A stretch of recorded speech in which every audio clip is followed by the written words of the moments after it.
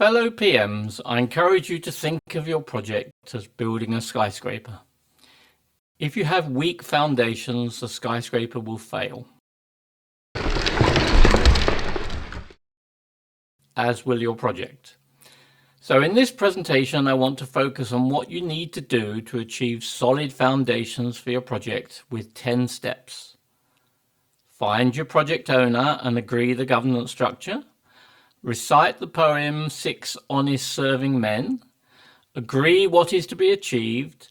Write down why it is needed. A plan is essential, covering when, how and where. Understand who is involved. Factor in learnings from previous projects. Consider raids. Finally, agree this all in writing with your owner or sponsor. Let us look at each step in turn. The sheepdog doesn't decide where the sheep need to go. The shepherd decides and directs the sheepdog.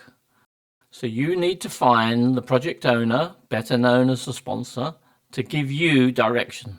Use stakeholder analysis to identify the best candidate. Once you have found your project owner, have some early discussions, brief them on their role, and explore whether he or she would benefit from support in governing the project. If yes, agree these supporting roles. Remember that stakeholder analysis will help identify people to fill these roles.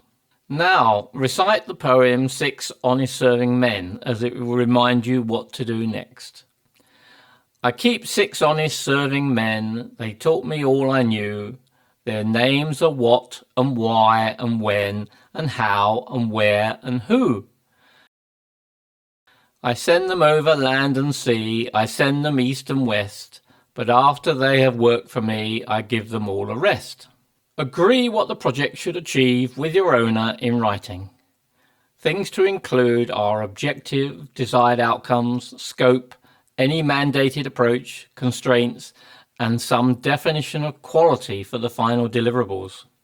Why the project is needed is often called the business case. Although the owner is accountable for producing this, you may help draft based on discussions. It defines the benefits to be achieved against the assumed investment, which can be refined post-planning. Return on investment should be calculated. Unless this is sufficient, stopping the project is recommended.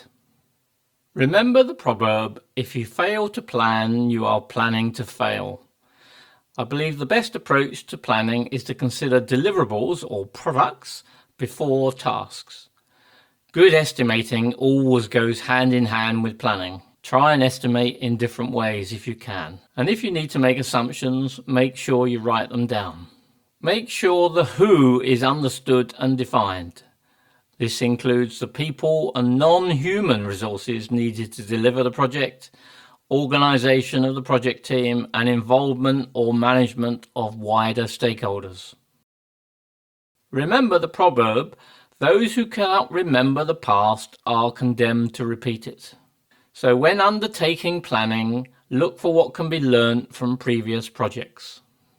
Don't forget to consider risks, assumptions and dependencies. Issues will come later. What risks could upset your project? What is the management response for each of these risks? Every assumption is a risk until closed off. In the plan, are you dependent on anything which needs to be provided by others outside the project team? Make sure these external dependencies are agreed with whoever is providing them. Finally, write all the information down in a document which I call a project definition, but can be called a project initiation document or project management plan. Then agree this document with the project owner. You now have firm foundations for the project execution. Good luck.